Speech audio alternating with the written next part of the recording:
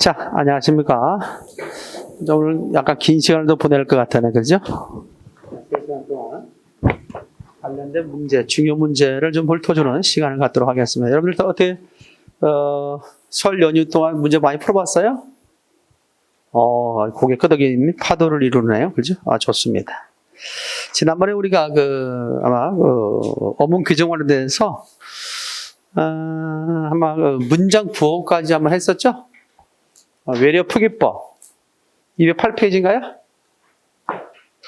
외려 표기법. 지난번에 문장 부호까지 좀 설명하고 208페이지 외려 표기법부터 한다고 했죠? 그렇다. 시작. 문장부호 안 했나? 문장부호 안 했어? 문장부호는 뭐 그렇게 많이 나오지 않았는데. 자, 그래도 문장부호 체크할까? 202페이지네. 202페이지. 교재 202페이지입니다. 준비됐어요? 202페이지. 자, 202페이지 문장 보고 관련돼서 특히 시험이 잘 나왔던 것 중에 하나 이제 마침표. 마침표 관련돼서는 2번, 3번이 상당히 시험이 잘 나왔던 것 중에 하나죠. 그래서 대체적으로 아라비아 숫자말로 연월일 표시할 때는 마침표를 모두 쓴다라고 했지. 그래서 연월일을 생략된 자리에 각각 마침표를 다 찍어야 된다는 거예요. 연월일 생략된 자리에 마침표를 다 찍어야 된다는 거 다시 한번 잊지 말고 알아둘 필요가 있겠다. 됐습니까? 흔히들 많이 쓸 때, 연월일 할 때, 마지막에 일 부분에 마침표를 생략형으로 왕왕 볼 수 있거든? 잘못된 거야. 연월일 생략된 자리에 다 찍어야 된다는 사실 기억해 두면 될 것 같다. 자, 세 번째입니다. 3.1운동, 그 다음에 있었죠. 역사적 사건이 있죠. 그럴 때는 문장이 반드시 뭘 찍는다? 가운데점을 찍는 것이 원칙이었는데 바뀌었어요. 이제는 마침표를 찍고 가운데점을 찍는 것을 허용했습니다. 알겠습니까? 그러고도 기억해두라. 이렇게 문장부의 쓰임에 있어서 많이 바뀐 이유는 뭘까? 그것은 수업 시간에도 얘기했습니다만은 2014년부로 인해서 요즘에 거의 원고지다 직접 쓰는 경우 없이 워드 작업을 주로 하니까 그거는 입력의 편리성을 위해서 컴퓨터 좌판에 있는 문장부를 적극적으로 활용하자. 그런 취지에서 그렇게 나왔다는 것도 알고 있으면 될 것 같습니다. 자, 그 다음에 시험이 잘 나왔던 것이 세 번째, 쉼표에 대한 이야기. 뭐에 대한 이야기? 쉼표. 물론 여기는 좀 간략하게 해놓은 거야. 원 교재에는 문장부에 관련된 내용이 상당히 많이 있죠? 있는데, 그 중에서 이제 여기 나오는 건 쉼표. 쉼표는 이제 원래 끼어 들어간 말이 있죠? 끼어 들어간 말 앞뒤에 쉼표를 찍는 것이 원칙이야. 그런데 이 쉼표 대신에 뭘 쓸 수 있다? 줄표를 쓸 수 있다는 걸 알고 있어야 돼. 알겠죠? 끼어든 말 사이에 앞뒤에 뭘 찍을 수 있다? 쉼표. 그래서 문장 부호에서는 쉼표 쓰는 능력에 대해서 물어보는 경우가 상당히 많다는 걸 기억해 두면 될 것 같다. 자, 그 다음에 이제 여러분들이 기억할 수 있는 것이 이제 203페이지에 3번도 동그라미네요. 3번. 이 3번 같은 것이 시험에 잘 나왔던 것 중에 하나인데, 열과 어구들을 생략할 때 사용하는 줄임표 앞에는 쉼표를 쓰지 않는다. 이제 상당히 중요합니다. 열거된 말 뒤에 줄임표가 나오는데 그 줄임표 바로 앞에 쉼표를 찍지 않는다. 예를 들어서 그 앞에 보면 광역시, 광주, 대구, 대전 다음에 쉼표 없죠? 그런데 옆에 보면 대전 다음 쉼표가 있잖아. 그래서 옛날에는 이게 맞았어. 2014년까지만 해도 이게 맞았어. 뒤에 것이. 근데 바뀌었다는 거예요. 그런 것 때문에 이제 주로 여기다 지금 여러분들 여기책에다 써놓은 것은 주로 바뀐 것 사항을 중심으로 써놓은 거기 때문에 그런 부분에서 주의 깊게 살펴야 된다는 것이죠. 자, 그 다음에 이제 여러분들 그 밑에 보면 6번 관련돼 있잖아요. 6번이 아니라 5번 관련해서 대괄호 있어, 없어? 대괄호 있죠? 이제 추가된 내용만 여기다 써놨는데, 추가된 내용만 써놨어요. 대괄호 관련돼서는. 중괄호와 대괄호. 중괄호는 하나가 더 늘었죠. 선택할 수 있는 상황일 때 중괄호 쓴다는 거예요. 그래서 예컨대 보면 아이들이 모두 학교에, 학교로, 학교까지 선택할 수 있죠? 그럴 때는 이와 같이 중괄호를 쓴다는 거예요. 그 다음에 이제 그 밑에도 원문에 대한 이해를 돕기 위해서 설명이나 논편 등을 덧붙일 때 대괄호를 쓴다. 있지 않습니까? 대괄호. 그렇죠. 이와 같이 이제 덧붙일 때 대괄호 쓸 수 있다. 자, 그런데 하나 더 추가한다면, 소괄호를 갖다 묶을 때, 소괄호를 묶을 때도 대괄호를 사용한다는 거예요. 그 다음에 특히 소괄호하고 차이점이 있어요. 소괄호 차이점 뭐냐면, 원어를 적을 때, 원어. 여기다 원어나 주석, 연대. 자, 이런 원어, 주석, 연대를 적을 때는 뭘 쓴다는 점? 소괄호를 써야 된다라고 할 수 있죠. 예를 들어서 보면 이런 것들이 있죠. 하나 보면 부모가 있다, 부모. 부모가 있죠. 이 부모는 뭐는 아니야? 원어는 아니지. 이 원어는, 이 부모는 원래 한자지. 그 한자를 한글로 표기했을 뿐이지. 그럼 원어는 뭐겠어, 원어는? 아비 모자에다가 어미 모자 쓰겠지. 그럴 때 이때는 뭐다? 이렇게 소가로 써야 된다. 그런 얘기야. 내 말 좀 이해됐죠? 무슨 말인지. 에? 자, 그런데 만약에 뭐가 있을 때는 부모가 있는데 부모에 대해서 고유가 있어, 고유. 고유가 뭐죠? 어버이죠. 어버이. 이거에 대해서 이것을 한자로 변기할 때. 순 고유어를 한자로 변기할 때. 고유어를 한자로 변기할 때는 뭘 써야 돼? 한자로 변기할 때는 다 같이 이렇게 소가로 쓰면 틀린다는 얘기야. 알겠어요? 뭘 써야 된다? 대가로를 써야 된다. 이 차이야? 그래서 이 부분 때문에 헷갈려서 많이 틀리는 경우가 왕왕했어. 우리말에 대해서 원어를 적을 때는 뭘 쓴다는 점? 뭐 커피도 마찬가지고, 우리 커피 적어놓고 영어로 적을 때는 소가로 써야 된다는 얘기야. 됐죠? 그래서 원어나 주석, 연대는 뭘 쓴다는 점? 소가로를 쓴다. 다음에는 고유어에 대해서 그걸 한자로 변기할 때는 대가로를 쓴다. 이 차이점 말고 이것이 많이 나와. 이것이 시험에 잘 나왔던 것 중에 하나죠. 자, 그 다음에 이제 기억할 수 있는 것 중에 하나가 뭐냐면, 일곱 번째, 줄표 있죠, 줄표? 이 줄표에 관련돼서도 아까 뭐 대신에 쓸 수 있다고 했지? 끼어든 말 앞뒤에 쉼표를 찍는 게 원칙인데 줄표를 쓴다고 했죠? 줄표를 쓸 수도 있다고 했지? 근데 이 줄표 관련돼서, 다음과 같이 제목을 적을 때도 마찬가지로 제목 다음에 표시하는 부제 앞뒤는 줄표를 쓰되 뒤에 오는 줄표는 뭐 할 수 있다 했지? 생략할 수 있다 없다? 있다. 그 내용도 알아두는 게 좋겠다. 알겠죠? 뭐 할 수 있다? 생략할 수 있다. 그래서 환경보, 숲 가꾸기 있죠? 이럴 때 줄표. 뒤에 것은 생략할 수 있고 앞에 것만 쓸 수도 있다는 것도 알고 있으면 될 것 같아요. 이제 부재죠, 일종의 부재. 자, 붙임표, 물결표도 역시 각각 잘 나올 수 있는 거죠. 자, 물결표, 특별히 물결표 대신에 붙임표를 쓸 수 있다는 것. 물개표가 아니죠. 우리가 물개표가 아니라 고무장갑이 아니고 물결표입니다. 물결표. 물결표라고 이렇게 해야 되겠죠, 보통. 자, 이럴 때는 대체적으로 파도 모양을 갖다 이렇게 썼는데 이것 대신에 붙임표를 써도 된다라고 할 수 있죠. 이건 뭐냐면, 예컨대 9월 15일에서 9월 25일까지도 할 때, 뭐뭐에서 뭐뭐까지를 할 때 이렇게 물결표 써요? 이것 대신에 뭘 쓸 수 있다? 붙임표를 쓸 수도 있다. 이런 것들도 우리가 알고 있으면 될 것 같습니다. 자, 그 밑에 해놨죠, 그러니까 확인을 해둬야 되겠죠. 자, 거기 뭐 9번째 줄임표 있죠, 줄임표. 줄임표는 원래 몇 점에서 6점을 찍는 게 원칙이었어요. 그런데 이것도 상당히 입력할 때 시간이 많이 걸리죠. 그래서 몇 개 할 수 있다?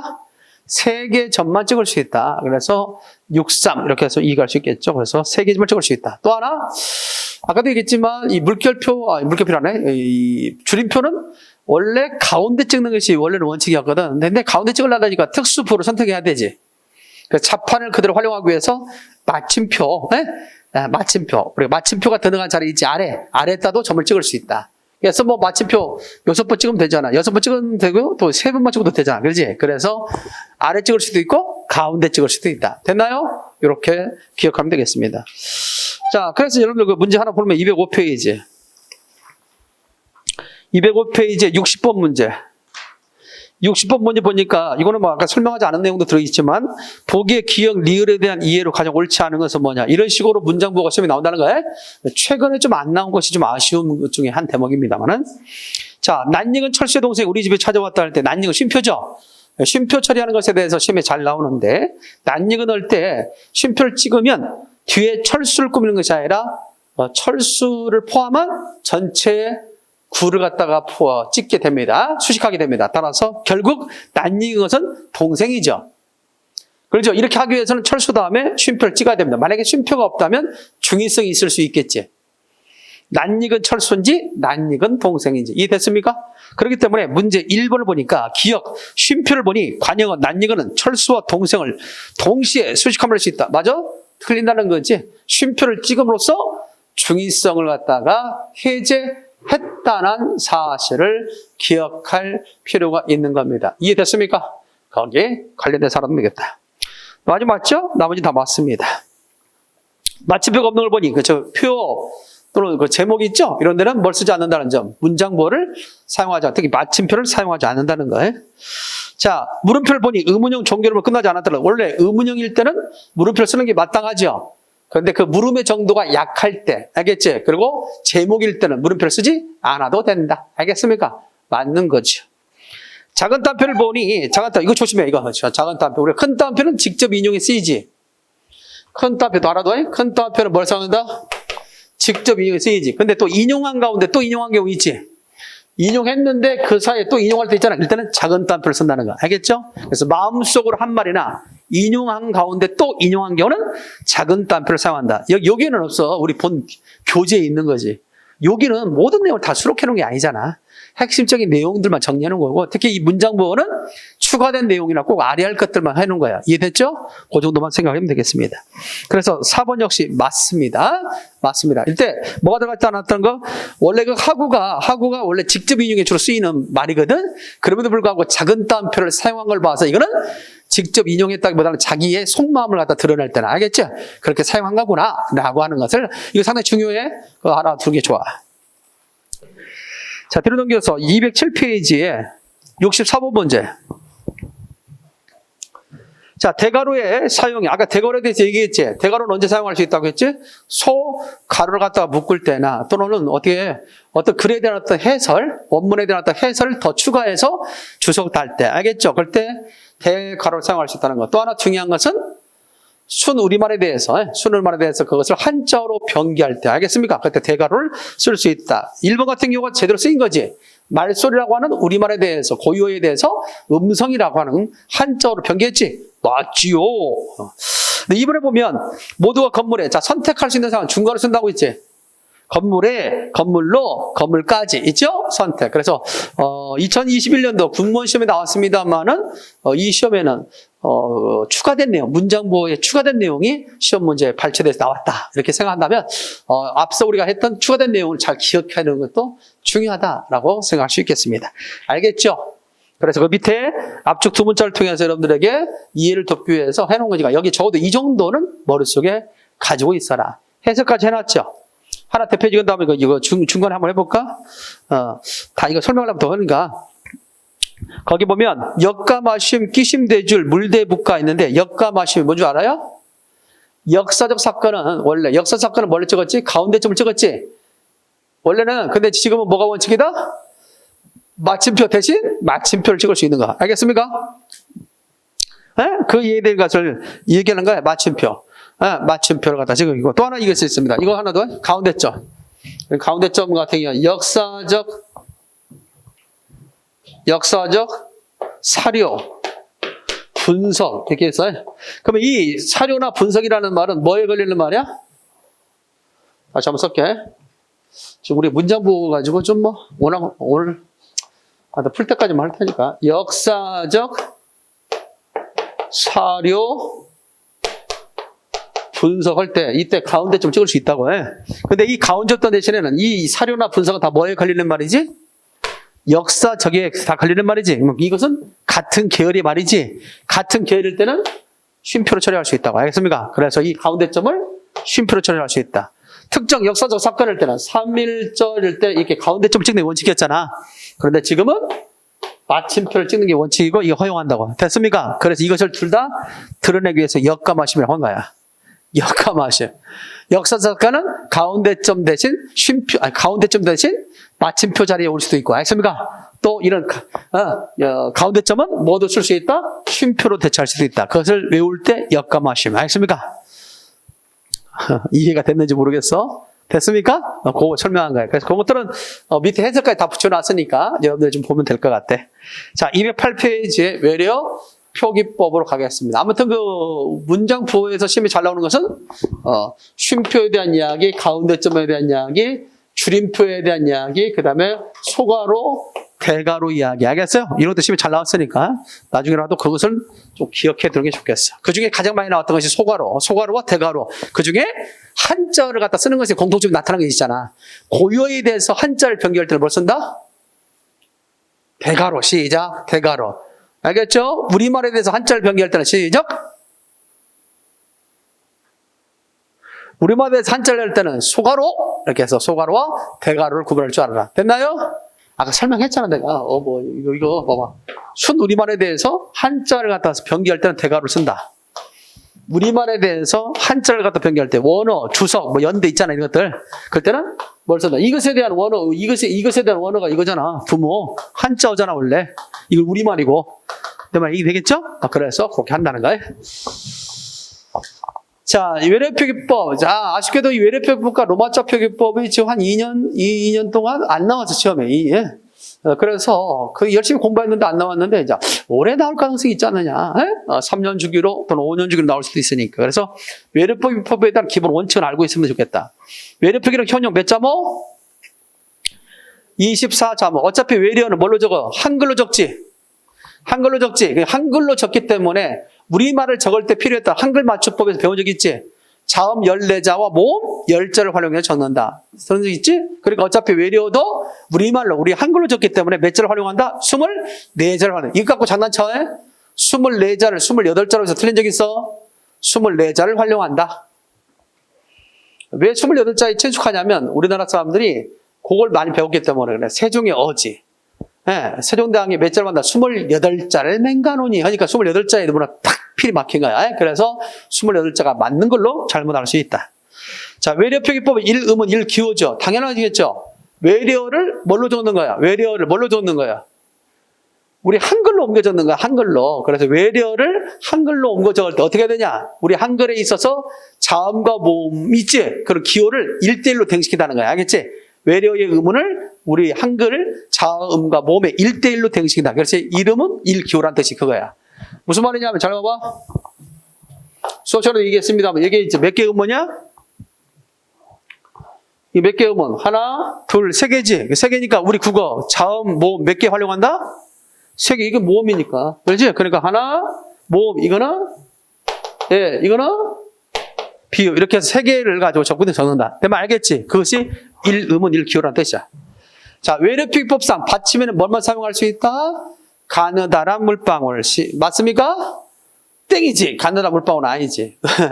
음절의 끝소리규칙상 우리 국어에 소리상 올 수 있는 자음은 7개 가느다란 물방울이지만 외래어 표기법에서는 가노라 말발서요. 시작. 가노라 말발서요. 기역, 니은, 리을, 미음, 비읍, 시읒, 이응이지. 그러므로 음절의 끝소리규칙상 받침에 올 수 있는 것과 외래어 표기법상 받침에 쓸 수 있는 말은 같다, 달라다? 다르다 그래야지. 일치하지 않는다. 그래서 우리가 음절 끝소리규칙에서는 시옷 대신에 디귿을 대표음으로 삼았지만 외래어 표기법에서는 디귿 대신에 시옷을 선택하게 된다. 이해됐죠? 그런 것들을 기억을 해둬야 됩니다. 자, 그렇던 시험이 잘 나왔던 것이죠. 우리가 그래서 디스켓이라고 할 때 디스켓 있죠? 디스켓 할 때 이렇게 적어야 맞아. 이렇게 적어야 맞아? 아래 거 위에 거? 아래 거로 해야 되겠지. 왜? 여기다 모음을 붙여봐, 모음을. 그럴 때 평소 때 우리는 뭐라고 그러지? 디스켓이라고 하지, 디스켓 D, 뭘 하지 않지? 그러니까 그렇게 발음할 수 있도록 적어준단 말이야. 그래서 시옷을 적어야 맞다. 알겠죠? 이런 어느 정도 습관이 디귿이 아닌 시옷으로 발음하기 때문에 우리는 시옷으로 적어준다. 따라서 외래어 표기법은 우리나라 사람을 위한 거예요? 외국 사람을 위한 거야? 외래어 표기법은 우리나라 사람을 위한 거야? 외국 사람을 위한 거야? 우리나라 사람을 위한 거지. 외래어를 우리 한글로 적어주니까. 그래요. 그렇게 해서 생각해도 되겠다. 여러분들 가끔 보면 이게 나도 어렸을 때 그렇게 해본 적이 있습니다만은 팝송 같은 거 있잖아. 그럴 때 영어로 돼 있는 그것을 밑에다 뭘로 적어? 우리 한글로 적어서 이렇게 부르잖아. 그게 다 이쪽 외래어 표기법이야. 그렇게 생각하면 주면 되겠다. 자, 파열음 표기로 된수를 쓴다, 쓰지 않는다? 쓰지 않는다. 파열음이 뭐야? 불러봐. 파열음이 뭐야? 파열음. 혜린? 파열음이란?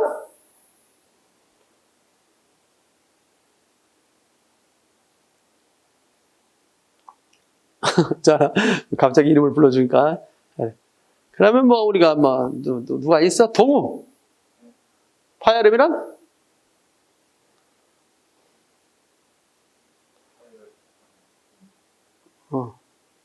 부족하지 말고 그냥 파열음은 뭐냐고 말해봐. 파열음은 이제 입을 막았다 터치면 되는 소리를 파열음이라고 했지. 그래서 기역, 디귿, 비읍, 시작. 기역, 디귿, 비읍이 대표적인 파열음이야. 거기에 이제 파처럼까지 포함해서 지읒. 예? 그런 것들과 관련되어 있다고 할 수 있죠. 파열음의 어떤 성격을 갖고 있는 건 4개야. 기역, 디귿, 비읍, 지읒. 시작. 기역, 디귿, 비읍, 지읒. 지읒 같은 경우는 파열음으로 시작했다가 나중에 마찰음으로 끝나는 거야. 그래서 소위 그걸 파찰음이라고 하지. 이제 일단 외국어 이석이 차원에서는 이제 파열음 표기에 된소를 쓰지 않는다는 거예요. 그래서 기역, 디귿, 비읍, 지읒까지 알아두라고. 알겠습니까? 다만 지읒에 대해서는 좀 예외들이 좀 있어. 지읒에 대해서 좀 예외들이 있어 없어. 물론 비읍도 있고 다 예외는 있어 다. 그래서 이제 최근에 예외로서 많이 인정돼서 아예 그걸 갖다가 표준을 인정한 것이 있지. 요리 표기에서 맞는 걸로. 짜장면. 원래는 자장면이 맞는데 짜장면도 맞다고 처리했단 말이야. 알겠죠? 그런 예외적인 것들이 있어요. 그것들을 좀 기억을 해둘 필요가 있겠다. 자, 내 말 알겠지? 버스야, 버스야. 버스라고 해야지. 버스. 생각하십니까? 그것도 좀 알고 있으면 되겠고. 하여튼 된소리를 쓰지 않는다고 생각하면 돼. 외국 사람들이 된소리 못해. 공도 못하고 잘. 그냥 콩 그러잖아. 그렇지? 그냥 우리는 꽁, 공, 꽁, 공, 콩. 구분할 수 있지? 외국 사람들 못한단 말이야. 그래서 이런 경우에 있어서 어떻게 할 거냐 해서 그러면 외래어는 우리 누굴 위한 표현이기 때문에 우리나라 사람을 위한 표현이기 때문에 굳이 적을 필요 없잖아. 그렇게 된 소리로. 그래서 이 경우는 써서 우리가 하는 겁니다. 그래서 버스가 아니라 시작? 버스. 그래서 일본에 보면 다 나와 있잖아. 그렇지? 파리가 아니라 시작? 파리. 자, 받침에는 뭘만 쓸 수 있다? 가누라 말벌소만 쓸 수 있다. 나오죠? 그거만 잘라내겠고요. 자, 그 다음에 이틀로 왔어. 209페이지 5번도 동그라미. 자, 중모음은 각각 단모음으로 표기한다. 중모음은 각각 뭘로 표기한다? 단모음으로 표기하게 된다. 그렇죠? 그래서 단모음으로 표기하는데 예외가 있어? 오는, 아니, 내가 잘못 말했어. 그러니까 잘못 말한 게 아니라 맞는 말인데 중모음은 각각 단모음 표기해야 돼. 근데 예외적으로 그렇게 하지 않고 오는 오로 적고 아우는 아우로 적는 것이 있다. 예외야 이거?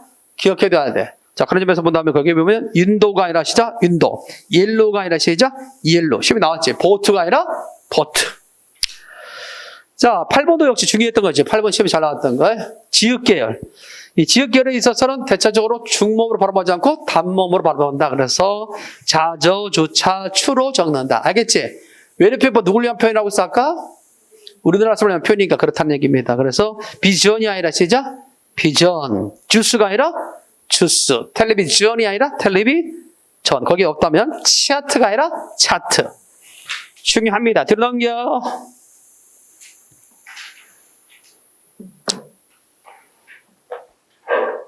설마 그 10번 안 나오겠지. 안 나올 것 같은데 혹시 또 나올 수도 있을 것 같아서. 그게 외국과는 달리 우리나라에서 이름을 붙인 말들이 있죠. 이런 예외적인 것들에 대해서는 좀 나오기가 좀 그렇지만 그래도 특히 뭘 했으니까 외래표기법상 원래는 화이저가 원래 맞는데 화이자라고 했죠 우리는. 그래서 이것들은 대체적으로 그렇게 알아두는 것도 좋다. 또 시티은행을 시티은행 그러죠. 변수를 표기합니다. 시티은행이 아니라 시티. 그 다음에 구찌가 아니라 구찌. 소나타가 소나타. 이런 자동차 이름이 있지. 그런 것들에서 예외인데 뭐 예외가 나올지는 모르겠습니다만 일단 그렇게 알아두면 될 것 같고요. 자, 거기 11번 밑줄자 11번 동그라미. 자, 여러분들 흔히들 생일잔치 할 때 그 필수적으로 가지고 가는 게 뭐죠? 케이크지. 근데 흔히 케이크라고 하는 게 있지. 잘못된 거야? 케이크. 긴 모음 다음에는 을을 붙여 적는다. 푸트크. 그래서 긴 모음 다음에는 푸트크로 적는다. 케이크가 맞습니다. 케이크가 아니라 조심할 것. 자, 그 밑에입니다. 12번 SH에 대한 이야기지. SH가 소리가 뭘로 나왔을 때? 발음이 국제음성기로 이렇게 나왔을 때 이것이 뭘로 오면 뒤에 처음에 SH가 끝에 왔다. 끝모시. 끝에 오면 시로 적고 뒤에 자음으로 시작된 말이 오면 뭐로 적고?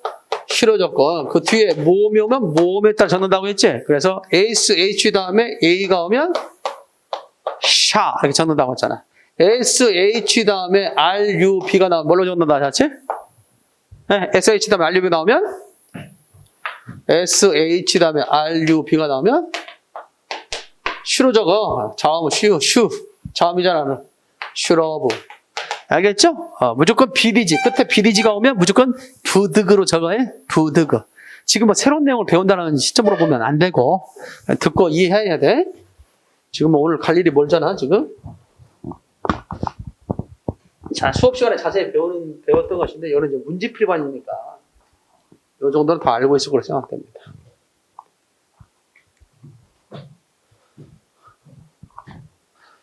자, 그래서 일단 기출문제는 중요 문제만 풀어주는데 여러분들이 좀 많이 풀어봐야 할 것 같은 생각이 들고요.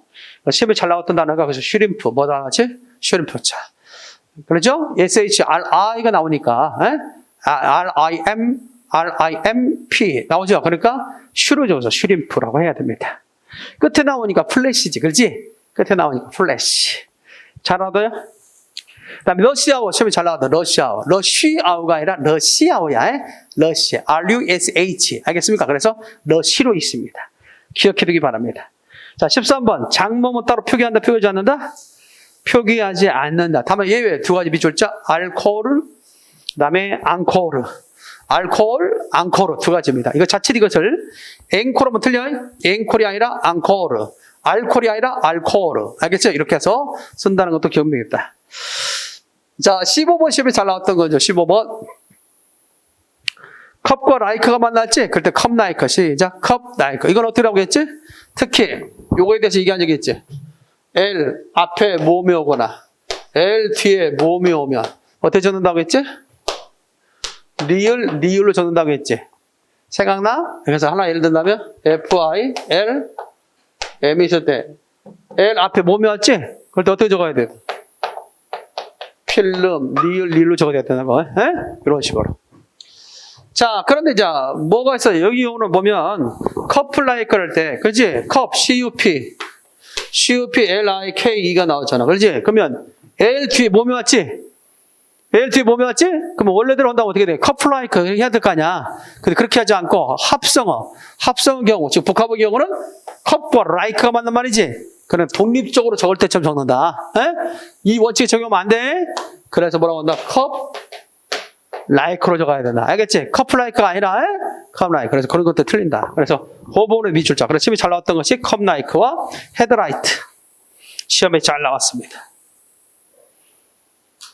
됐죠? 관련돼서 기억해 둬라. 자, 그 정도만 알아둬. 그 정도만. 그리고 관련된 문제들 나오면 그때 풀어두기로 하고. 215페이지 봐봐. 문제는 어떻게 나오냐면, 문제는 이 외래표기법은 진짜 교재에 나와 있는 것들 주요 단어들은 좀 외우고 있어야 돼. 왜냐면 발음을 주어주지 않기 때문에. 발음만 주어지면 국제 음성기호를 가지고 적으면 되는데 발음이 주어지지 않으니까 그런 점에서 보면 여러분들이 기본 상식으로 풀어야 되거든. 자, 봐봐. 여러분들 책 보면 어떻게 돼? 많이 나온다는 것이 스펠링은 주어줄 수 있지. 근데 발음은 주어지지 않는단 말이야. 그러다 보면 여러분들이 나름대로 가진 어떤 소위 내공을 통해 얻어진 지식을 바탕으로 풀 수밖에 없다. 자, 69번 같은 문제 한번 봅시다. 최근에 나왔던 문제가 69번이야. 여러분들 국가직에는 지방직은 안 나왔는데 군무원 시험에서 이제 언급된 것이라. 한번 풀어줄게. 이런 식으로 나왔어. 자, 거기에 아예 뭐도 안 나왔어. 스펠링도 안 나왔지? 아예 스펠링도 주지 않았잖아. 거기. 리모컨에 버튼에 번호를 눌러주세요. 리모컨이 아니라 시작. 리모컨이다. 라고 하는 거. 버튼이 아니라 시작. 버튼이다. 이런 거죠. 벤젠, 알코올. 특히 알코올 있죠? 이거만 헷갈릴 거 아니야. 평소 때 다 뭘로 했기 때문에? 알코올로만 했기 때문에. 네? 실제 보면 알코올로 나올 때가 많아. 병 있잖아. 병 같은데 술병 있잖아. 거기 보면 이렇게 표기가 알코올로 돼 있는 경우가 많아. 알코올 하지 않고. 그러다 보니까 흔히 많이 틀렸더라. 라는 걸 주의해 보겠습니다. 자, 특히 3번 같은 경우는 있어요. 코드 맞겠고, 콘셉트가 아니라 시작? 콘셉트, 이거 조심해. 특히, 오인데 이것이 헷갈릴 때가 있어요. 이게 오로 된 것이 이거나 이걸로 발음이 될 경우는 주로 오로 적어야 돼요. 오로. 근데 이걸로 발음되거나 이걸로 발음된 거 있지? 그럴 때는 어로 적어야 돼. 근데 발음이 주어져 안 주어져? 안 주어지지. 그러다 보니까 수업 시간에 뭘 외우라고 했지 내가? 기억나는 사람? 수업 시간에 이걸 기억해라고 하는데 컨테이너, 컨소시엄. 이때 이것만 컨으로 하고 나머지는 코로 적는다. 헷갈리면 이것만 기억해두라고 했지. 물론 컴퓨터도 코도 적지. 커닝할 때도 코로 적지. 근데 그런 것도 누가 커닝한데 너 왜 커닝하냐? 근데 코닝하니 그러지 않잖아. 그런 상식으로 알 수 있는데 이게 헷갈려. 컨테이너를 콘테이너로, 컨소시엄을 뭐로? 콘소시엄으로 이렇게 할 수 있어요?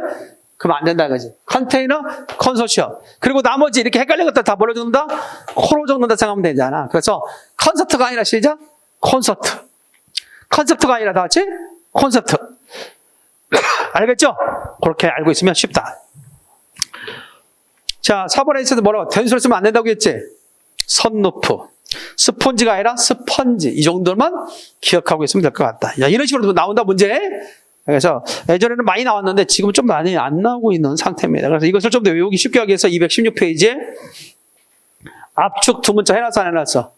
해놨지? 내가 한번 위에만 설명해 줄게. 24. 외래표기법은 자모 24자를 활용해서 넣는다. 알겠지? 1음은 1기호가 원칙이다. 받침에는 7개의 자음만 사용할 수 있다. 가노라, 말발서요. 되지? 파이러면은 된수를 표기하지 않는다. 그 다음에 관용적 표현을 허용한다. 됐지? 이것이 외래표기법의 기본 원칙이지. 그리고 그 밑에가 세칙이야, 세칙. 세칙. 그것을 설명해 놓은 거야. 근데 알겠죠? 막 그런 부분만 좀 알고 있다면 그 밑에 설명해 놨잖아.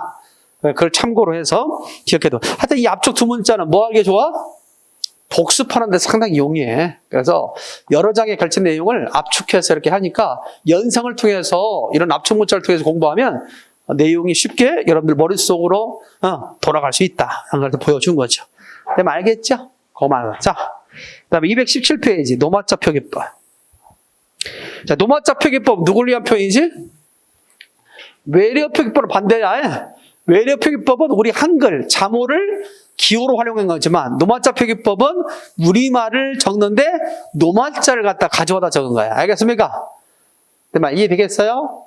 노마자를 기호로 삼은 거야. 이것을 갖다 1음은 1기호죠. 국어의 노마자는 밑줄자 표준 발음에 의거한다. 표준 발음에 따라 적는 것이 원칙이야. 표준 발음을 아는 게 중요합니다. 표준 발음이 중요하다. 노마자 if는 사용한다, 사용하지 않는다? 사용하지 않는 게 원칙이다. 그리고 그 밑에 표기 일람표 있어, 없어? 우리 한국에 있어서 우리말에 자음과 모음을 노마자로 어떻게 바꾸는가 그 변환키 있죠? 그걸 알아야 해결할 수 있는 거야. 저기 됐지? 자, 1음은 1기호가 원칙이야. 1음은 1기호가 원칙인데 예외가 있을까 없을까? 1음은 1기호가 원칙이지만 예외가 있죠? 이중모음을 갖다 표현한다든가 또는 어를 표현한다든가 을을 표현한다든가 예를 표현한다든가 외를 표현한다는 거 있어, 없어? 있지? 시험 문제에 있어서 뭐가 잘 나와? 이런 것들이 잘 나와. 1음은 1기호가 원칙인데 아닌 것들이 있지. 그것들 중심으로서 기억을 해 두는 게 좋겠다라는 것이고, 특히 그 밑에 자음과 관련돼서 얘기했을 때는 초성에 나오는 자음과 받침에 쓰이는 자음에 있어서 약간 틀린 것들이 있지. 유성음과 무성음을 구분할 때 있어, 없어요? 있죠? 유성음과 무성음을 구분한 거 있죠? 그 밑에 기억에 대해서 G가 있고 K가 있잖아. 기억이 있죠, 기억. GK 있죠? 우리나라는 이런 유성음과 무성음을 구분한다, 구분하지 않는다? 구분하지 않는단 말이야. 근데 이건 노마자는 누굴 위한 표현이라고 써? 외국이잖아. 그러니까 유성음과 무성음을 구분해 주는 거야. 근데 알겠죠? 그래서 초성에 나오는 것은 무조건 뭐로 적는다? 유성음으로 적고, 받침에 나오는 건, 받침 또는 자음 앞에 쓰이는 기역, 디귿, 비읍 있죠? 이것들 무조건 무성음으로 적는다. PTK로 적는다. 됐습니까? 그걸 알아둘 필요가 있겠지. 그래서 이걸 적으면 어떻게 적겠어? 갑을 적는다면 어떻게 적어야 돼? 시작. 불러! 갑, G, A, P 이렇게 적는단 말이야. 알겠지? 받침이 나왔을 때는 그러죠. 왜냐면 이걸 적는다. 시작. B, A, P 이렇게 적는 거. 알겠지? 만약에 이걸 적는다. 시작. 이걸 적는다. 이게 적는다. 시작. B, A. 이때가 헷갈리잖아. 자음 앞이 아니잖아. 모음 앞이잖아. 그럼 이것이 넘어가잖아, 그대로. 그럼 초성으로 오잖아, 이렇게. 그럴 때는 B로. 알겠죠? 밥이. 이렇게 적는다. 이것만 알고 있으면 돼. 에? 자. 밑에. 의문 변화가 일어날 때는 변화의 결과에 밑줄자. 의문 변화가 일어날 때는 의문의 변화, 결과에 따라 적는 거야. 한마디로 아까 뭐라고 했어? 표준 발음의 근거에 적는다고 했지? 그러니까 당연하지. 의문 변동에 따라서 변화의 결과에 따라 적는다. 그래서 자음동화 일어나면 자음동화 일어난 채로. 그렇지? 니은 첨가가 일어나면 니은 첨가가 일어난 채로. 적어야 되겠죠? 니은 첨가. 우리 배운 적 있잖아? 의문 변동에서 니은 첨가 뻑밭 이야야야야 니을 받침 날라. 이런 식으로 배운 적이 있었을 텐데 그런 거죠. 구개음도 구개음화 된처로 적는 거야. 축약은 용언에서만 축약이 일어난다. 어디서만 일어난다? 용언. 체언에서는 축약을 인정하지 않는다. 알겠지? 그러니까 히읗을 살려 적어야 된다. 체언에서는 히읗 살려 적어야 돼. 그래서 어떻게 적어야 돼? 자, 이거 한번 적는다면 이 단어하고 이 단어가 이것을 노마자로 적는다면 시작. 노마자로 적는다면 이건 소리가 노타로 나잖아. 용언에서는 축약을 인정해. 근데 체언에서는 인정하지 않는다고 해. 그래서 이 무커는 이것은 노타는 NO, TH. 이 무커는 M, U, K, H, O. 알겠지? 히읗을 살려 적어야 된다. 이것을 알고 오시면 될 것 같습니다. 자, 뒤로 넘겨봐. 자, 우리가 대체적으로 노마자에서는 특수보호를 사용하지 않는데 예외적으로 붙임표를 사용할 수 있지. 이 붙임표를 사용하는 경우에 첫 번째 뭐야? 발음상 혼동의 우려가 있을 때. 생각나? 발음상 혼동의 우려가 있을 때. 그래서 이 붙임표를 갖다 사용하는 경우는 다음 같은 경우가 있어. 이렇게 외울 때 발길행학제. 발길행학제. 이게 붙임표를 사용하는 형태야. 발길행학제. 시작. 발길행학제. 여기다 안 써놨나 내가?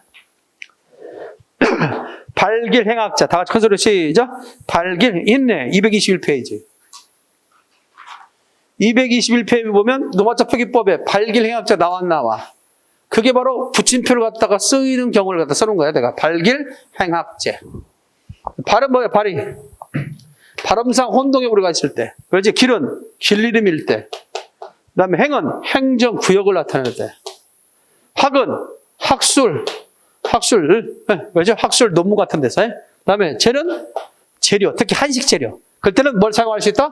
붙임표를 사용할 수 있다. 다시 붙임표를 사용하는 경우가 아닌 것은 붙임표를 사용하는 경우는 나올 수 있겠지? 그럴 때 외울 때 쉬워! 발길행학제. 시작. 발길행학제. 됐나요? 이렇게 그 붙임표를 사용하는 경우. 이 외에는 붙임표를 사용하지 않아. 알겠지요? 반드시 기억해둬라. 자, 그런 점에서 본다면 오하로 두시고. 자, 여섯 번째, 고유명사는 첫 글자를 뭘로 적는다? 대문자로 적는다. 하여튼 고유명사 첫 글자 대문자야. 대문자를 적는다. 그거 알아두시고. 사람 이름 경우는 좀 틀린 부분이 있네. 이거 잘못되었다, 그거. 7번에 그 표시가 잘못됐네. 이거 수정이 안 된 것을 좀 해놨네. 자, 인명은 성과 이름의 순서로 띄어쓰는데 이름은 붙여 쓰는 게 원칙이다. 음절 사이에 붙임은 허용하는 데 있네. 송날이 있지? 송날이 할 때 이름의 첫 자도 N도 잘못된 것으로 써놨네. N자 크게 써놔라. 알겠죠? 성의 첫 자와 이름의 첫 자는 대문자로 적는다. 다 같이 한번 시작. 성의 첫 자와 이름의 첫 자를 뭐로 적는다? 맞지? 대문자. 그 대문자로 고쳐놔. N자. N자 대문자로 고치고 그 가로안도 대문자로 고쳐놔. 그 잘못된 거야. 이런 것이 있었지. 그냥 고쳐도 되는데 편집되는 과정에서 잘못된 것 같아요. 자, 다시 한번 정리합니다. 성의 첫 자와 이름의 첫 자를 뭐로 적는다? 대문자 적는다. 우리 국어에서는 성과 이름을 띄어 쓴다, 붙여 쓴다. 성과 이름을 이렇게 붙여 쓰는 거야. 알겠죠? 이자, 두자, 성을 갖고 있는 이름이 아닌 경우는 붙여 써야 돼, 이렇게. 그러니까 하나의 그냥 이름인 거야. 이렇게 성과 이름을 붙여 쓰는 거야. 근데 노마자로 적을 때는 뭐다? 성과 이름을 띄어 쓰죠. 그러다 보니까 각각의 별개의 단어 부른 거지. 그러므로 성의 첫 자와 이름의 첫 자는 대문자로 적는다. 내 말 알겠죠? 고켜기도 그 소문자로 돼 있는데 고쳐줘야 돼, 이거. 대문자로 적는다. 행정구역 단위에 붙임표 들어간다는 걸. 자, 이 붙임표를 갖다가 생략하는 경우가 있지. 세 가지. 너 써놔봐. 붙임표 행정구역 단위는 다 들어가야 되겠지. 행정구역 단위는 도, 뭐, 시, 군, 가, 뭐 이런 것도 있잖아. 뭐 또. 군가, 도시, 군가, 읍면동, 면동. 다 이게 있지. 이게 다 뭐야? 행정구역이지요. 그럴 때 뭘 써야 된다, 이렇게? 붙임표를 줘야 돼. 그런데 예외가 있어. 이런 행정구역 단위 가운데 생략하는 것들이 있어. 생략하는 것. 대표적인 것이 시, 군, 읍은 생략할 수 있다. 알겠죠? 뭐라고 생략한다? 시군은. 여러분들 보면, 여러분들은 인천 뭐지? 시군뿐만 아니라. 인천 광역시라고 하지? 광역시. 이것도 마찬가지야. 광역시. 그 다음 서울은 무슨 시지? 특별시지. 그래서 이런 경우, 시, 군, 읍과 광역시, 특별시는 생략한다. 그러니까 인천 광역시 이렇게 적지 않는다고. 노마자 적을 때 생략할 수 있어. 뭐라고 적어? 시작. 인천 있죠? 인천. 그 다음에 시 이렇게 되는데 원래 시시 할 수 있잖아. 시. 이것을 뭐 할 수 있다? 다 생략할 수 있다. 인천이라도 돼. 그러니까 생략할 수 있는 건 시, 군, 읍, 광역시, 특별시는 뭐 할 수 있다? 같이 생략할 수 있다. 정리됐어요? 그 정도에서 자 기억을 해두면 될 것 같다. 여기까지 이해됐으면 되겠다. 자, 그 다음에 9번째 기억해둘까? 9번째 자연 지물명, 문화재명, 인공 축축물은 붙임표 없이 붙여 쓴다. 이거 상당히 중요해. 너도 잘 알아두라. 그래서 남산, 독도, 연화교, 경복궁 할 때 자칫 경복 팔레 쓰면 안 돼. 마운틴 하면 안 된다고 해. 하나의 단어로 제시해서 그대로 쓴다. 다만 뭐 우리 뭐 할 수 있어? 속성은 밝힐 수 있어요? 이게 궁전이다, 이게 달이다, 알겠지? 섬이다 하기 위해서 속성을 밝힐 수 있다고 영어로 표기해서 해. 하지만 뭐 하지 않는다 단점? 그냥 쓸 때는 한 단어로 취급해 써야 돼. 내 말 무슨 말인지 알겠죠? 그러니까 남산 써놓고 남산을 노마자 써놓고 그 가로 열고 그 속에다 남산, 마운틴 이렇게 할 수 있다고. 속성은 밝힐 수 있다고. 알겠지? 이게 산 이름이다. 이게 강이다. 이게 호수다. 내 말 알겠죠? 그걸 밝힐 수는 있지만 노마자로 쓸 때는 이렇게 쓴다고 해. 한 단어처럼 써야 된다는 사실. 자칫 마운틴 하면 안 된다고 해. 지리 마운틴 하면 안 된다고 해. 그 말은 틀린다는 것도 알아둬라. 그래서 거기 잘 기억을 해보겠습니다. 자, 문제 한번 더. 어떻게 문제가 나왔는지 확인해 보자. 220페이지. 220페이지 보기 전에 그거 하나만 다시 한번. 시험에 잘 나왔던 거. 228페이지. 218페이지에 보면 소리 나는 대로 적지 않는 경우 있어 없어? 원래 노마자는 소리 나는 대로 적는다고 했지? 소리 나는 대로 적지 않는 경우 이 세 가지 여기는 해놔야 돼. 전체 박스. 사람 이름 사이에는 자음동화 인정하지 않는다. 행정구역 단위 붙임표 전후 자음동화 인정하지 않는다. 대표인 단어가 뭐가 있지? 대표인 단어가 시험에 잘 나왔던 거? 3인구. 워낙 잘 나왔기 때문에 이제 다 알고 있어서 안 되는가 봐. 삼중면, 인왕리, 구절리. 이 세 단어가 시험에 잘 나왔어. 행정구역 단위. 다 같이 시작.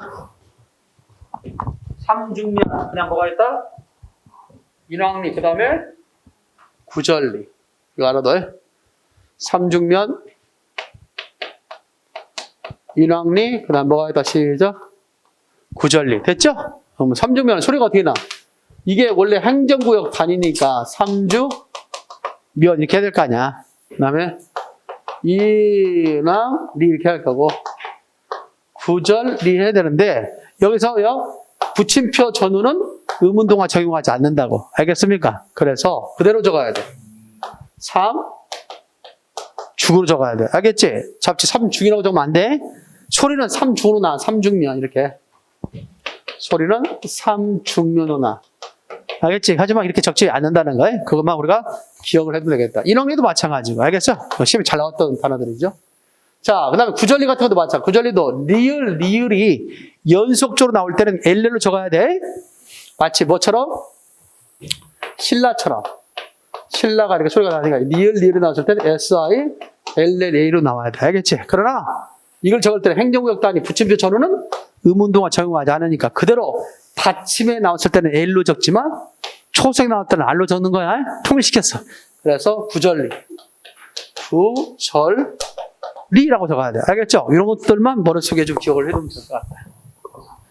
그리고 아까 설명했던 것처럼 길리는 붙임표 전후 의문동화 적용하지 않는다고 했습니다. 그 부분도 알고 있어야 할 것 같고요. 체연에서 히읗 축약을 갖다가 인정한다, 인정하지 않는다? 인정하지 않는다는 거 아까 얘기했고요. 된소리는 인정한다, 인정하지 않는다? 된소리 인정하지 않는다. 그래서 압구정이다, 압구정이다? 그렇지. 인정하지 않는다는 거예요. 그 다음 은은 뭘로 선언할지라도 낫지? 이로 선언할지라도 의의로 적는다. 따라서 여의도 할 때 소리가 뭘로 나지 낫지? 이로 나지? 이로 나지만 뭘로 적지 않는다 나왔지? 유아이로 적지? 이로 적지 않는다. 그 부분을 좀 기억할 필요가 있겠다. 사회시효 표기는 넣는다, 넣지 않는다? 넣지 않는다. 이것들만 머릿속에 넣으면 될 것 같아. 하나만 볼까? 220페이지. 220페이지에 70번 문제 한번 가거합시다. 다음 주 노마자 표기 좀 옳은 것은 뭐냐? 이것도 역시 최근에 나왔던 거. 그전에는 좀 시험에 좀 안 나왔지, 좀 몇 년간 안 나왔다가 이제 분모시험에서 2021년도에 한번 나온 적이 있어요. 순대할 때, 대 있지? 이거 조심해야 할 거 뭐라고 하죠? 순대할 때? 모음에 있어서 주의할 것들이 있어. 모음에 있어서 주의할 것들. 자, 이거 있죠? A가 있고, 그 다음에, 아까 뭐가 있지? A가 있지? 이거는 뭘로 표기해? A. 이하대 A, 이거. 이거지? 이거, 그것만 구분할 줄 알면. 그래서 1번은 틀렸다는 걸 알 수 있죠. 자, 광의문 할 때 뭐가 중요하다고 했지? UI이지, UI. 들어가지 않았지? HUI 안 됐습니다. 왕심리 할 때 소리대로 적어야 되지? 왕심리. 이때 왕심리나 청량리는 행정구역 단위가 아니라 이제는 지명화돼 버렸어. 아십니까? 하나의 구역으로. 그래서 왕심리나 그다음에 청량리는 네가 행정구역 단위가 아니다. 아예 지명으로서 쓰는 거예요. 그건 머릿속에 넣어줘야 돼. 시험에 잘 나옵니다. 자칫 행정구역 단위인 줄 알고 왕십 플러스 리로면 안 돼, 이거. 그냥 왕심리야.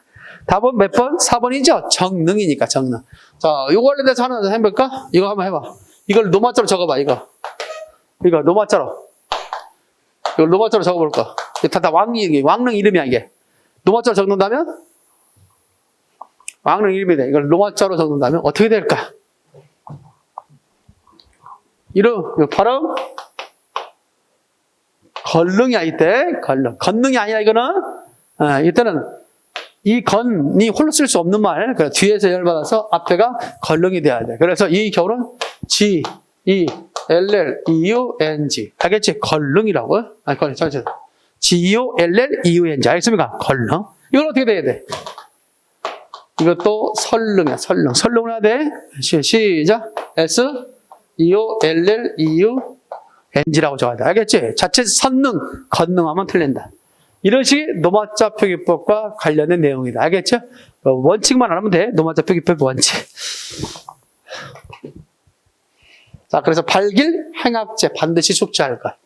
다시 한번 뭐라고요? 나같이 발길, 행학제. 그거 하나 더. 그 다음에 표발부 X, 자유대의, 발길, 행학제 3인구 있죠? 여기 무슨 말이야? 한번 해봐. 자, 첫 번째, 노마자 표기법은 표준 발음대로 적고, 되도록은 특수보를 사용하지 않는다. 그 말이고. 그 다음에 자희대의는 뭐에 닿지? 자희대의는 다 같이 시작. 자희대의 뭐요? 주의할 거, 자희대의. 자음동화 인정하지 않는 게 있지? 자음동화 인정하지 않는 거. 특히 어떤 경우에서 인정하지 않는다고 했지? 사람 이름 사이, 길 이름, 행정구역 단위. 생각나? 그때 자음동화 인정하지 않는다는 거 기억해두면 되겠고요. 그 다음에 히읗축약 인정하지 않는 거 있지? 뭐에 닿지? 대표적으로 체열에서는 히읗축약 인정하지 않는다. 또 된소리 되게 인정한다, 인정하지 않는다? 인정하지 않는다. 왜? 어차피 노마자 표기는 외국 사람들을 위한 표기이기 때문에 외국 사람들은 된소리를 잘 못하니까. 그래서 된소리 표기를 인정하지 않는다. 그다음 의 있지? 의는 소리가 뭘로 날지라도, 이로 날지라도 의로 적는다. 생각나? 그 대표적으로 시험에 잘 나왔던 것을 자유대의. 시작. 자유대의 행거. 발길 행학제는 뭐라고 써 아까? 붙임표를 적는 환경을 갖다 얘기한 것이고, 3인구는 특별히 행정구역 단위 가운데 자음동화를 인정하지 않는 것들. 알겠죠? 그것들에 대해서 설명해 준 것이다. 됐습니까? 그런 것만 알고 있으면 될 것 같다. 자, 뒤로 넘겨서 222페이지 올바른 문장 쓰기. 별 3개 정도 해놔. 별 3개. 올바른 문장 쓰기는 별 3개예요. 시험에 반드시 나온다. 올바른 문장 쓰기 별 3개.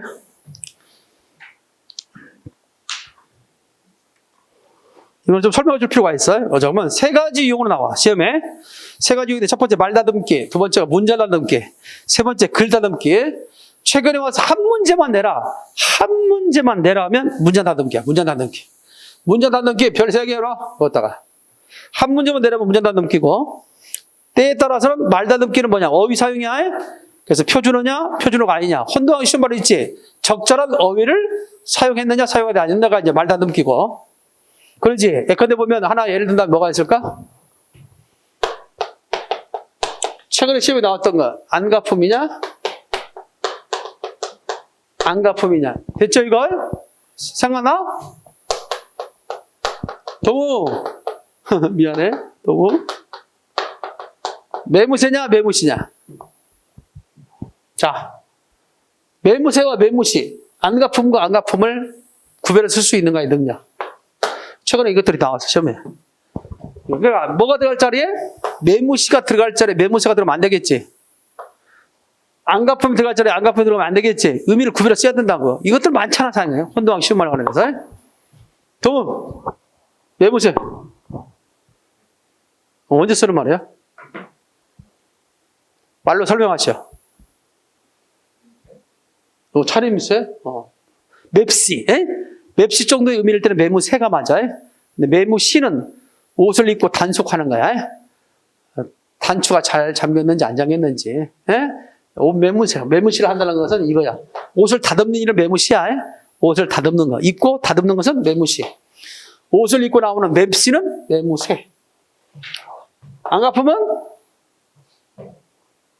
안갚으면 이 안이 순우리말로 마음이란 뜻이야. 마음을 갚는다는 거야. 은혜 갚는다. 안 갚으면 원수 갚는다. 알겠죠? 그러니까 구별을 쓸 수 있어야 되거든. 그런 것들이 이제 뭐로서 시험이 잘 나온다? 말다듬기로 나오는 거야. 말다듬기. 표준어냐 표준어가 아니냐. 덤터기가 맞아. 덤태기가 맞아. 덤터기 쓰우다. 덤태기 쓰우다. 뭐가 맞아? 그런 것들 시험에 그런 것들이 나오는 거야. 덤터기 쓰우냐 덤태기 쓰우냐. 산수갑산이냐 삼수갑산이냐. 이런 것들. 우리가 본 시간에 수업 시간에 다 배웠잖아. 산수갑산이냐, 산수갑산이냐. 이런 것들이 맞냐, 안 맞냐 나오는 거지. 이것이 다 말다듬기야. 덤턱이냐, 덤택이냐. 이것도 있잖아. 이것들 다 말다듬기. 뭐가 맞아? 삼수갑산에 가도, 산수갑산에 가도. 이게 지명이야. 삼수나 갑사에나 지명이야. 알겠어요? 그러니까 이걸 써야 돼. 삼수갑사이라고 해야 돼. 산수갑산이 아니야. 근데 어디 가다 보니까 산수갑사이라고 이렇게 돼 있더라고. 뭐 그런 것들이 뭐 아름다운 자연의 풍경을 갖다 이 얘기하는 줄 알고, 어느 고개를 넘다 보니까 음식점이 이거 이렇게 써놨더라고. 이거 잘못된 거야. 지명을 고려한다면 이건 사실 죽음의 길이야. 알겠어요? 아주 험악한 곳이야. 이게 삼수갑산이야. 자, 삼수갑산. 기억되시겠습니까? 잘하도. 이거 써야지. 이거 쓰면 틀린다고, 이거? 이거다. 이거요. 덤턱이야, 덤택이야. 우리 국어에서 이 몸 역행동화 인정하지 않는다. 덤턱이. 시작. 덤턱이를 씌우다지, 덤택이를 씌우다 아니야? 근데도 우리는 발음하기 좋다고 덤택이라고 많이 쓰잖아. 그래서 그렇게 나오는 거야. 그게 말다듬기야. 알겠어요? 말다듬기. 문장을 쓰는 데 있어서 표준어가 아닌 걸 쓴다든가. 그리고 의미를 혼동해서 안가품을 쓸 자리에 둘 다 표준어긴 표준어지. 그런데 의미를 구별해서 써야 되는데 의미를 구별하지 못하는 경우 있지. 그때 조심하라 이 말이지. 이게 그게 말다듬기야. 자, 그러나 세 문제는 뭐가 잘 나왔다? 한 문제만 내려면 문장 다듬기가 잘 나온다. 문장 다듬기는 어떤 용어가 있느냐? 하여튼 이 표 잘 해놨어 내가. 우리 교재만 있는 표야. 알겠죠? 분석을 해가지고 한 표로 한눈으로 딱 볼 수 있도록 만들어놨잖아. 첫 번째가 호응에 관한 거지. 호응에 관한 이게 시험에 잘 나와. 호응에 관한 것이 나올 수밖에 없지. 우리 국어는 뭐다? 서술어가 제일 뒤에 나오지. 그러다 보니까 그 큰 서술어와 앞에 큰 주어라고 할 수 있죠. 한마디로. 그 주어와 서술어 간의 호응이 맞지 않는 문장을 많이 만들어낸다는 단점이 있어. 우리 국어의 문장상 특징 가운데 주어, 서술어가 나오잖아. 우리가 외운 적 있지. 자모삼, 상감 높이 외친다. 문첨주서 숲이 높다. 생각나? 그럴 때 주어 플러스 서술어 해야 되는데 주어와 서술 사이에 다른 성분들이 많이 들어감에 따라서 주어와 서술어 간의 호응이 맞지 않는 문장을 많이 만들어낸다. 이게 단점이라고 했잖아. 그러다 보니까 그것을 짚는 문제가 시험에 잘 나온다고. 알겠어요? 이 밖에 목적어와 서술어, 부사와 서술어, 특히 구조의 호응. 알겠지? 호응되는 거 있지? 특수조사와 서술의 어떤 호응적 관계, 어미와 서술의 호응적 관계, 부사와 서술의 호응적 관계 있지? 이걸 구조라고 그래. 알겠습니까? 문장의 구조상에서 있어서의 그런 관계를 갖다 재우는 거잖아. 부사와 서술어. 앞에 뭐가 나왔다면? 절대로가 나왔다. 부사. 절대로 나왔다면 뒤에는 뭐가 나와야 돼? 절대로가 나왔다면 뒤에 부정어가 나와야 돼. 절대로 가지 않겠다 그래야지. 절대로 가겠다면 틀려. 알겠습니까? 뭐 알겠죠? 이것들을 구조라고 한다. 이렇게 생각해두면 되겠습니다. 이 밖에 수식어, 피수식어, 시제 호응, 높임 호응 있어 없어요? 있죠? 이런 것들이 전부 다 호응적 관계로서 나온다라고 할 수 있습니다. 이 문장가 맞는지 한번 맞춰볼까? 이따 설명하겠지만 요즘 그는 요즘 그는 놀았다. 요즘 그는 놀았다. 이것은 맞는 표현, 틀린 표현? 틀리지. 요즘이 현재니까 요즘 그는 논다 그래야지. 놀았다면 틀린다는 거예요. 이해되겠지? 시제 호응과 관련해서 나올 수 있겠다. 자, 이 밖에 이제 우리 국어는 지나친 필수 성분 있죠? 필수 성분을 생략하면 안 되겠지. 반드시 있을 성분이 필수 성분인데, 그런 필수 성분을 생략하면 지나친 성분 생략으로 한 비문장이다. 알겠습니까? 이런 유형들을 쭉 해놨어. 이 밖에 잉여적 표현이랄지, 중의적 표현, 특히 잉여적 표현에서는 뭐가 시험에 잘 나와? 거기 밑에 해봐. 고요 한자. 고요 한자 있지? 밑줄자. 고요 한자. 우리말과 한자가 중복되는 거. 이걸 모르는 경우가 상당히 많아. 우리가 평소에 쓰고 있음에도 불구하고 이것이 한자와 우리말이 반복됐는지 안 했는지를 크게 의식을 못하고 쓰는 경우가 더불어 많다. 자, 나는 담임 선생을 맡았다. 새 학기가 시작되어서 나는 담임 선생을 맡게 되었다. OX. 틀렸지? 담임 자체에 이미 맡을 임자가 들어갔잖아. 그러니까 담임을 하게 되었다라 해야지 담임을 맡게 됐다는 잉여적 표현이란 말이야. 이런 식의 표현. 무슨 말 알겠죠? 미리 예비한 자료. 잉여적 아니야? 미리 예비한 자료. 예비 자체가 미리 준비하는 것을 예비라고 그래. 미리 예자에다가 준비비자 써가지고. 알겠습니까? 그런데 그것다 미리 예비했다는 것은 잉여적이잖아. 무슨 말 알겠죠? 준비한 자료를 주게 해요. 예비한 자료. 예비한 자료는 없습니까? 미리 예비한 자료가 아니라 예비한 자료는 없습니까? 그래야지. 또는 만약에 미리를 그대로 살리고 싶으면 미리 준비된 자료는 없습니까? 알겠습니까? 네, 알겠죠? 이렇게 한자와 우리말에 반복이 있는 경우가 상당히 많다. 이 부분을 정확하게 여러분들 알고 있어야 돼. 됐죠? 그 다음에 최근에 시험이 잘 나왔던 것 중에 하나가 어휘적 중의성, 구조적 중의성, 은유적 중의적 표현. 그 중의적 표현에다가 써라. 뭐라고 하냐면 중의적 표현은 정확성이 결여된 표현. 시작. 의미 전달의 정확성이 결여된 표현. 정확성과 관련돼서 정확성. 정확성이 결여된 표현. 자, 그 위에 잉여적 표현. 잉여적 표현에다 또 써라. 그다 뭘로 써냐면 경제성이 결여된 표현. 경제성이 결여됐지. 왜? 같은 말을 반복했으니까 경제성이 결여됐다는 거야. 중의적 표현은 두 가지 이상으로 해석될 수 있기 때문에 정확성이 결여된 표현이라는 거야. 시험 문제 뭐가 나올 수 있어? 내가 왜 이렇게 해줄까? 시험 문제를 가끔 이렇게 나와. 다음 중에서 경제성이 결여된 표현을 찾아라. 또 다음 중에서 의미 전달의 정확성이 결여된 표현을 찾아라. 이렇게 나올 때 있다고. 그러면 각각 그것이 중의적 표현인지 아니면 잉여적 표현인지 그걸 구분할 수 있어야 되겠다라는 겁니다. 됐죠? 그 다음에 이제 정말 출제자가, 정말 따분하다 했을 때 가장 쉽게 낼 수 있는 것 중에 하나가 거기 중의적 표현은 몇 가지 유형이 있어? 세 가지 유형이 있지. 어휘적 중의성인지, 구조적 중의성인지, 그 다음에 은유적 중의성인지 있지. 요것을 문제를 어떻게 내냐면 이렇게 내. 문제를 이렇게 냅니다. 다음 중에서 다음 문장에 오류 있지. 다음 보기에 나타나는 오류와 같은 오류로 잘못된 문장을 찾아라. 알겠습니까? 그래 나올 때 있어. 그럴 때는 몇 가지 유형이다? 세 가지 유형을 갖다가 낼 수도 있어. 보기가 어휘적 중의성이 나올 때도 있겠지. 보기가 구조적 중의성이 나올 때도 있겠지. 내 말 무슨 말인지 알겠습니까? 그랬을 때 상황, 그때도 알아둬야 돼. 그러니까 중의적인 어떤 중의적 표현이 됐는데 그 중의적 표현이 왜 됐느냐? 이유가 같지 않는 거. 알겠어요? 어휘를 통해서 중의성이 나타날 수도 있고 문장의 구조상의 중의성이 나타날 수도 있고 그 다음에 비유를 통해서 중의성이 나타날 수도 있다. 그러니까 그런 것들을 말하는 거죠. 그 중에서 시험에 잘 나오는 게 뭐였어? 구조적 중의성이 잘 나와. 구조적 중의성 밑줄짝 해놓고 별 3개 해놔야 돼. 구조적 중의성 얼마나 많아? 주체의 모호성, 비교구문의 모호성, 수령의 모호성, 사동문의 중의성, 부정문의 중의성, 관형격 조사의 중의성, 상태와 지속의 중의성 있어 없어요? 자, 상태와 지속의 중의성 밑줄자.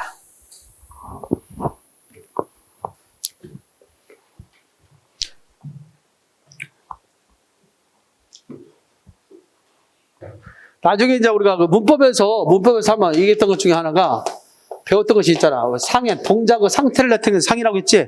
거기는 완료상이 있고 뭐가 있다, 시작? 진행상이 있잖아. 완료상과 진행상. 명확히 떨어지는 것이 있어. 완료상과 진행상이 명확히 떨어졌다. 알겠지? 밥을 먹어버렸다. 라는 것은 완전 끝나버린 거죠. 밥을 먹어버렸다. 끝나버리잖아. 그래, 안 그래요? 밥을 갖다 뭐에다 시작? 먹고 있다. 이건 뭐예요? 밥을 먹고 있다. 진행이잖아. 그러죠? 완전히 그런 거 나타날 수 있잖아. 근데 똑같은 말이라도 신발을 갖다 먹고 있다. 시작. 벗고 있다. 아니, 신발을 벗고 있다. 신발을 벗고 있다. 신발을 벗고 있다잖아. 이런 경우가 우리가 밥을 먹고 있다.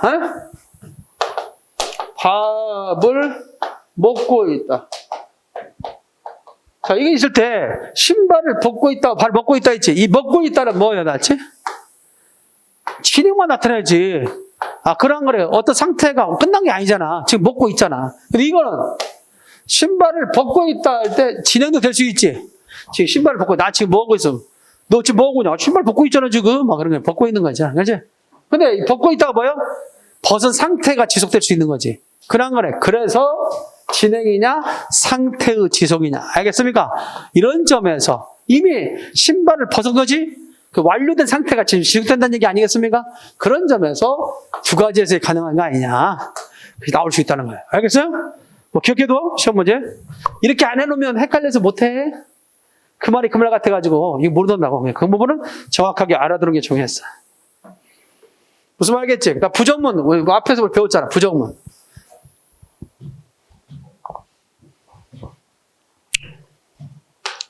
뭐 주어는 어차피 있으니까 나는 밥을 많이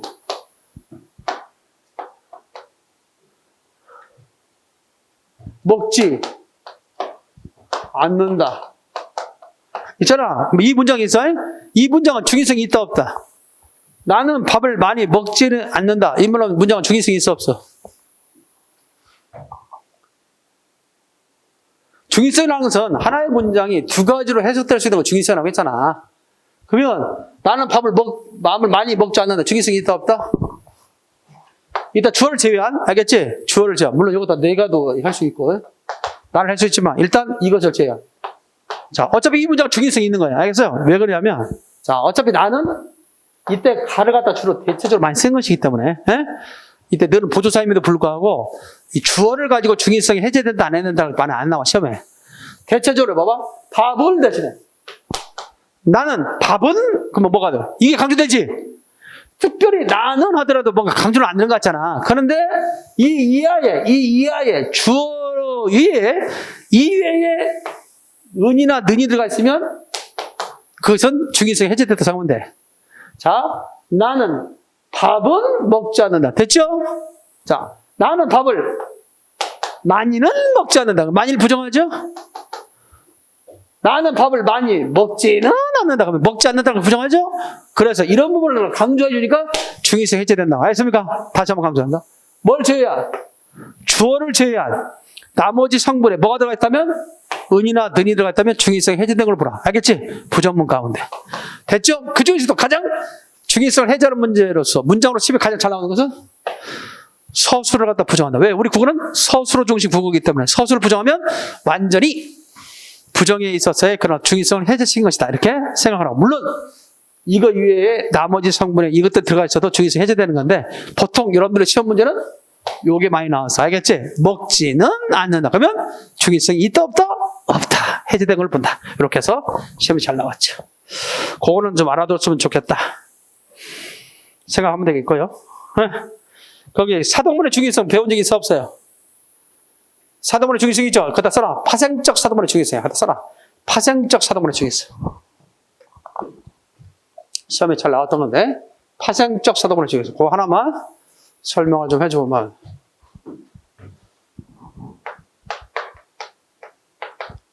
엄마가 아이에게 약을 먹였다. 자, 엄마가 아이에게 약을 먹였다. 이게 있고, 엄마가 아이에게 약을 먹게 했다가 있어. 먹게 했다. 자, 이때 이것을 우리는 파생적 사동문이라고 있지? 사동접사 이를 통해 만들기 때문에. 자, 엄마가 아이에게 약을 먹였다는 것은 뭐예요? 직접 약을 먹일 수도 있고, 약을 먹게 할 수도 있지. 약 먹을 때야 해서 약을 주어서 먹게 할 수도 있고, 직접 안 먹으려니까 막 자꾸 약을 먹일 수도 있지. 그러니까 즉 먹이다는 행위에 있어서 먹게 하는 행위잖아. 먹게 하는 행위가 간접인지 직접인지 두 가지. 직접 먹였냐 아니면 주어서 먹게 했냐. 알겠지? 두 가지에서 가능한 거야. 엄마가 아이에게 약을 먹였다? 엄마가 직접 먹였어? 아니면 주어서 먹게 했어? 할 수 있잖아. 두 가지 해석이 가능하기 때문에 중의성이 있는 거야. 근데 개하다는 오직 하나만 있었다는 거야. 간접 행위만 있다. 그러면 이 개하다는 중의성이 있다 없다? 없다라고 하는. 파생적 사동만 중의성이 있는 거야. 그 부분을 머릿속에 넣을 필요가 있겠다.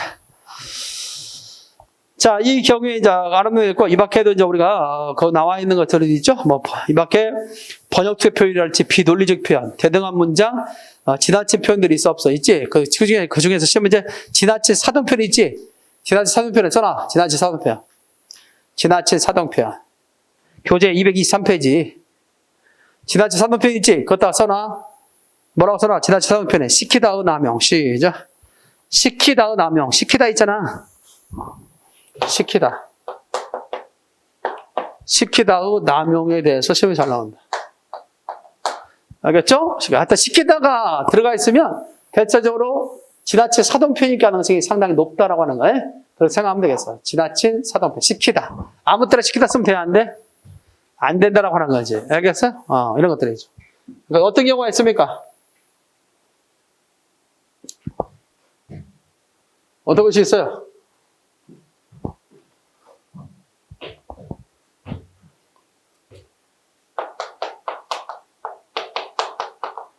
구경시키고 있다. 구경시키고 있다. 뭐 이런 표현이 들려주실 거예요. 그 다음에, 하나 얘기한다면, 하나 예를 들면 뭐가 있겠지? 갑자기 얘기가 생각이 안 나네? 많이 있는데 막상 성경을 하면 잘 안 나올 때가 있어. 오늘 교재 따라 안 해놨나? 여기 따라? 자, 하나 하면 뭐가 있을까?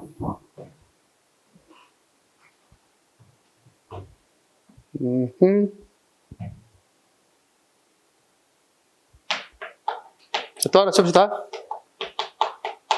2번 시키고 왔다. 2번 시키고 왔다.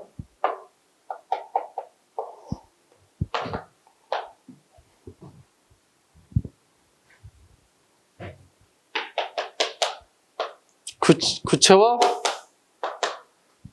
시키고 있다. 자, 여기서 어색한 걸 찾으시오. 구경시키고 있다.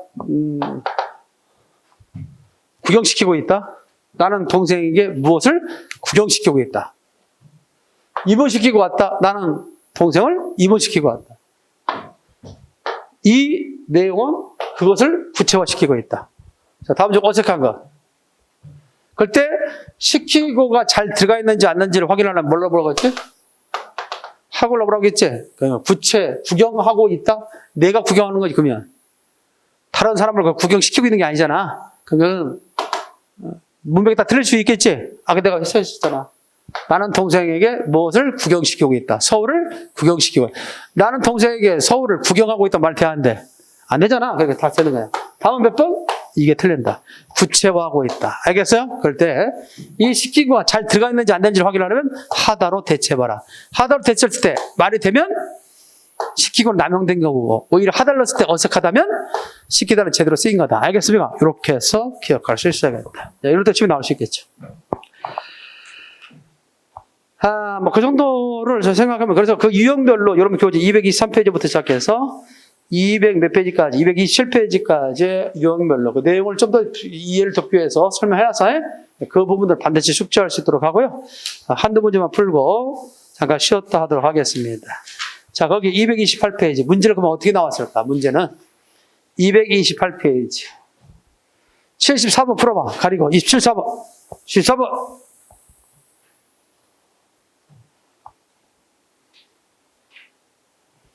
(74번) 빨리 풀어보시오.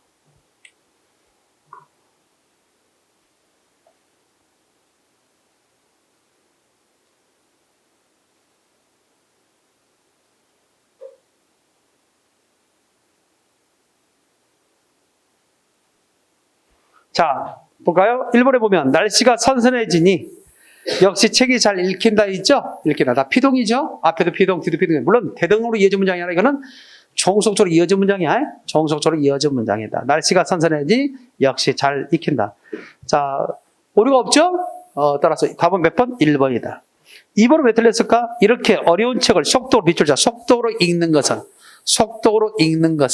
속도 자체가 빠르게 읽는다는 말이 들어있지. 근데 뒤에 또 읽는다 했으니 속도로 읽는다 이런 잉여적 표현이야. 잉여적 표현으로서 비문장이다. 내가 이 일에 책임자가 되기보다는 직접 찾기로 오기를 뭘 찾아? 찾다에 대한 목적가 없죠. 따라서 지나친 성분 생략으로 인한 비문장. 가끔은 시험 문제 뭐라고 나오면 뭐가 될 수 있다고 했지? 같은 이유로 비문장이 된 거. 알겠죠? 찾아라. 그러면 그 원인까지 알고 있어야 돼. 그래서 3번은 지나친 성분 생략으로 인한 비문장이다. 네 번째, 그는 시화전을 홍보하는 일과, 자, 이거는 대동적으로 이어진 형태인데, 자, 밑줄짝, 시화전을 홍보하는 일. 자, 이 문장 구조와, 그 다음에 시화전의 진행에 있어서의 문장 구조 틀리죠? 앞에, 대동적으로 연결됐을 때는 앞과 뒤의 관계가 문장 구조, 통사적 구조가 같아야 돼. 따라서, 대등성에서의 그런 뭐다 같이 결핍. 그러므로, 74번에다 몇 번이다? 1번이다. 그러면 네 번째를 갖다가 같은 문장의 구조를 바꾸려면 어떻게 돼? 시화전을 홍보하는 일과 시화전 있죠? 시화전을 진행하는 일. 됐습니까? 이런 식으로 해야 앞과 뒤의 관계가 대등한 관계로서 문장 구조가 같지. 이해됐죠? 무슨 말인지? 그런 것을 대등성을 위배했다라고 할 수 있는 거죠. 자, 하나 더 해볼까? 229페이지 76번. 76번 풀어봐. 시작.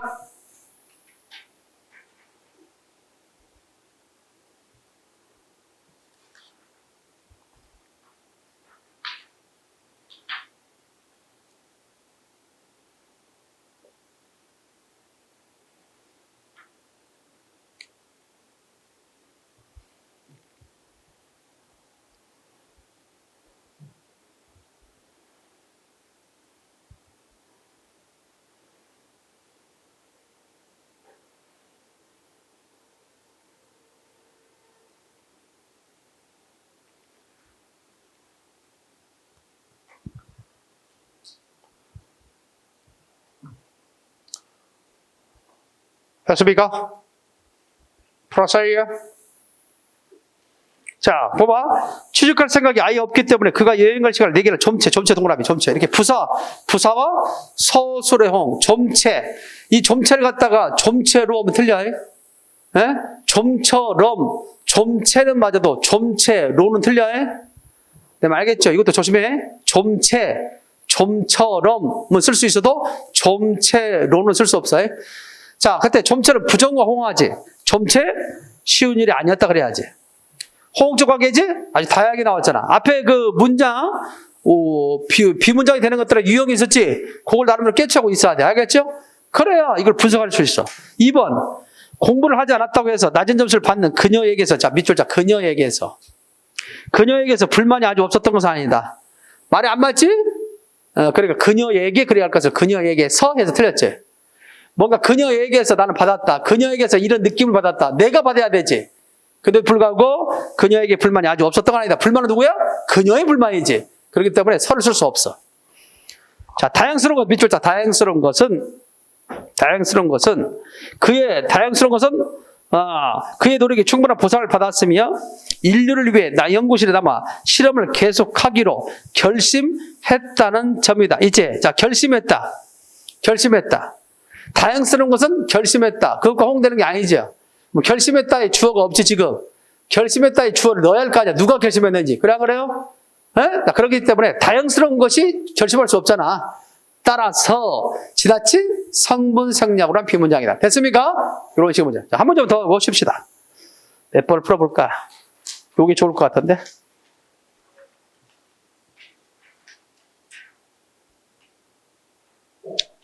아하, 그지? 자, 하나 봅시다. 거기 봅시다. 78번 하나만 풀고. 78번 바로 풀어봐.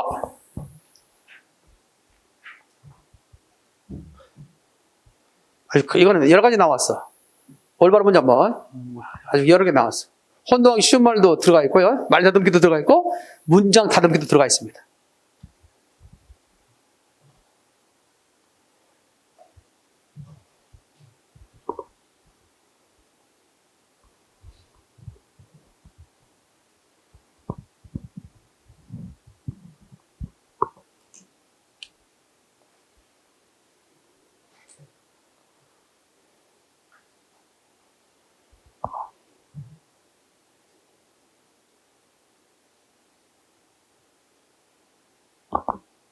자, 78번 해결됐습니까? 자, 시간 내에 이야기에 도착하려면 가능한, 이제 동그라미 가능한. 이 가능한이라는 말은 관형어지. 관형어는 항상 명사만 꾸미게 돼 있어. 근데 가능한 다음에 빨리가 부사지. 부사를 갖다 수식하고 있어. 잘못된 거야. 가능한 한 빨리. 조심해야 돼. 이거 시험에 잘 나와. 습관적으로는 한을 빼고 쓸 수가 있는데 잘못하는 경우 많아. 가능한 한 빨리. 왜? 관형어는 뭘 꾸밀 수 없기 때문에? 부사를 꾸밀 수 없기 때문에. 거기에 중간에 의존명사를 끼워야 되는 거야. 이때 한은 의존명사야. 가능한 한 빨리. 두 번째, 그는 그들에게 뒤지지 않는 조사 쓰임이 잘못됐죠? 그들에게. 유정명사에는 예계를 쓴다. 그래서 그들에게 뒤지지 않는다. 세 번째는 어휘죠. 뭘 사용하는 거 우리 혼동하기 쉬운 말. 늘리다와 늘이다를 구분할 줄 아는가. 알겠습니까? 이걸 어떻게 해결하는 거죠. 늘리다와 느리다를 구분할 줄 아는가. 이해됐죠? 그거에 대한 이야기. 늘리다는 양, 부피와 관련해서 늘리다고, 늘리다는 길이와 관련되어 있지. 생각나? 그런 점에서 본다면 여기는 수업 시간을 늘리는 것에 매우 부정적입니다 할 때 맞죠? 양이니까. 4번은 왜 틀렸을까? 아까 얘기했던 거지. 효과적이다. 효과적이다는 것은 뭐야, 다치? 효과적인다 말 안 되지. 효과적이다 자체는 뭘로 돼? 형용사처럼 활용하고 있는 거지. 그러니까 뭘 쓸 수 없어? 뒤에 안을 쓸 수 없는 거지. 효과적이지 않은이지. 형용사에는 뒤에 부조용어는 뭐가 온다? 은이 와야 되겠지. 생각나? 그래서 그것까지 다 연결돼서 다음 8번이 다음 몇 번? 3번이다. 사실 3번이 너무나 명확하게 나왔기 때문에 그다지 어렵지 않은 거죠. 만약에 3번을 좀 더 어려운 걸로 냈다면 헷갈릴 수 있겠었겠지. 그렇지 않겠습니까? 그런 점에서 기억하라. 최악의 경우는 어떻게 나오냐면 밑줄을 안 하고 나올 수 있어. 알겠습니까? 밑줄을 안 하면 뭐요? 어디를 봐야 되냐 모를 때가 있잖아. 그렇지? 그런 점에서 어려울 수도 있다. 자, 일단 여기까지 하고요. 잠깐 쉬었다 그 이후에 문제에 대해서도 좀 더 해결하도록 하겠습니다.